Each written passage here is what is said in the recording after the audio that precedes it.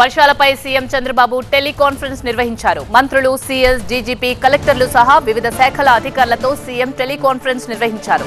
వర్షాలపై పరిస్థితిని సమీక్షించారు సీఎం చంద్రబాబు. మరో 3 రోజులు భారీగా వర్షం పడే అవకాశం ఉండడంతో అధికారులు పూర్తిగా అప్రమత్తంగా ఉండాలని సీఎం ఆదేశించారు. భారీ వర్షాలున్న జిల్లాల్లో స్కూళ్లకు సెలవులు ఇవ్వాలని ఆదేశించారు చంద్రబాబు. వాగులు, వంకల దగ్గర హెచ్చరిక బోర్డులు పెట్టాలన్నారు.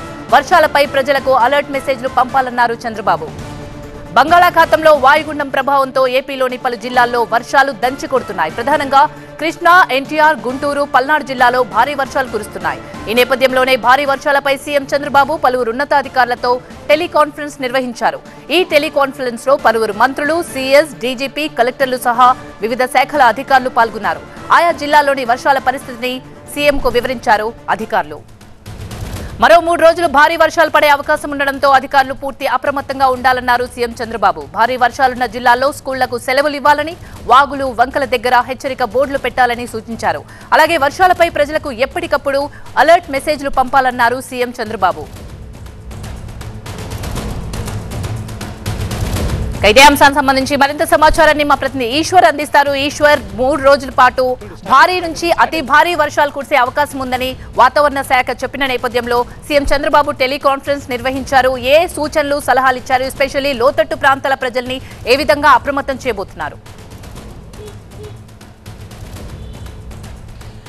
అత్యవసరమైన పనులు ఉంటే తప్ప ఎవరు బయటికి రావద్దు అన్నది రాష్ట్ర ప్రభుత్వ సూచనగా కనిపిస్తోందంటే రాష్ట్రంలో ఎట్లాంటి పరిస్థితి ఉందో అర్థం చేసుకోవచ్చు. పూర్తి స్థాయిలో వర్షం పెద్ద ఎత్తున దాదాపు అన్ని ప్రాంతాల్లో భారీ ఎత్తున వర్షం పడుతుండటంతో దాదాపుగా రహదారులన్నీ చెరువుల్లా మారిపోయిన పరిస్థితి కనిపిస్తోంది. ఈ నేపథ్యంలో ముఖ్యమంత్రి ఉదయం నుంచి మానిటర్ చేస్తున్నారు, రివ్యూస్ చేస్తున్నారు. టెలికాన్ఫరెన్స్ ద్వారా అధికారులకు ఎప్పటికప్పుడు సూచనలు ఇచ్చే ప్రయత్నం చేస్తున్నారు. ఎట్టి పరిస్థితుల్లో ప్రధానంగా ప్రాణ నష్టం జరగకూడదు, ఆ తర్వాత ఆస్తి నష్టాన్ని కూడా చాలా మినిమైజ్ చేయాలి. అలాగే అప్రమత్తంగా ఉండే బాధ్యత అధికారులందరి మీద ఉంది. ప్రజలు కూడా అధికారులు చెప్పే సూచనల్ని ఖచ్చితంగా పాటించాలి. ఇది ముఖ్యమంత్రి ఉదయం నుంచి రిపీటెడ్గా అప్పీల్ చేస్తూ వస్తున్నారు. ఆయన ఎక్కడైతే వర్ష ప్రభావం ఎక్కువ ఉంటుందో, వరద ప్రభావం ఎక్కువ ఉంటుందో ఆ ప్రాంతాల మీద ఉన్నతాధికారులతో సమీక్షించి అక్కడ అవసరమైన ఏర్పాట్లన్నీ చేస్తున్నారు. మరొకవైపు ప్రధానంగా జలాశయాలకు కూడా భారీ ఎత్తున వరద నీరు చేరుతోంది. దీంతో భారీగా వరద గేట్లు, జలాశయాల దగ్గర గేట్లకి వరద నీటిని వదులుతున్నారు. కృష్ణాలో ప్రకాశం బ్యారేజ్ దగ్గర దాదాపు 72 గేట్లు ఎత్తేసి నీటిని వదులుతున్నారు. సో ఇక్కడ కూడా చాలా అప్రమత్తంగా ఉండాల్సిన పరిస్థితి కనిపిస్తోంది. ఎందుకంటే వరద నీటి ప్రభావంతో తుంగభద్రలో ఎట్లయితే ప్రాజెక్టు గేటు కొట్టుకుపోయిందో అట్లాంటి పరిస్థితులు కూడా ఉండే అవకాశం ఉన్న నేపథ్యంలో పూర్తిగా నిధుల వినియోగానికి సంబంధించి స్వేచ్ఛనిస్తున్నాం. ఎక్కడ ఎలాంటి అవసరమైనా నిధుల వినియోగానికి ఎలాంటి ఇబ్బంది లేదు.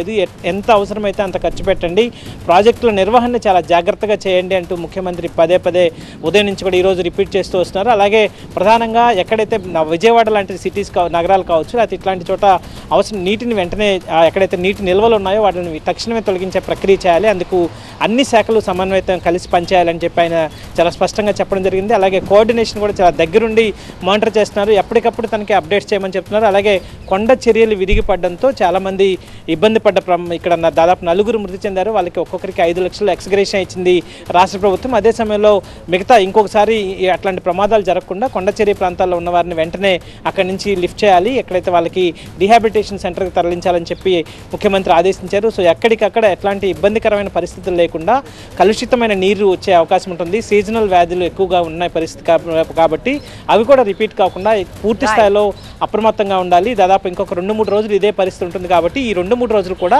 ఇబ్బంది లేకుండా ప్రభుత్వం ఎఫెక్టివ్గా పనిచేస్తుంది, ప్రభుత్వం భరోసా ఇస్తోంది, ప్రభుత్వం దగ్గరుండి అన్ని చూసుకుంటుందన్న భరోసా ఇచ్చే విధంగా అధికారులు దగ్గరుండి ప్రజలకి సేవలు అందించాలన్న లక్ష్యాన్ని కానీ అట్లాంటి టార్గెట్ని కానీ పెట్టి ముందుకు వెళ్తున్న పరిస్థితి అయితే ముఖ్యమంత్రి స్వయంగా పర్యవేక్షిస్తున్న నేపథ్యం కనిపిస్తుంది. థాంక్యూ ఈశ్వర్.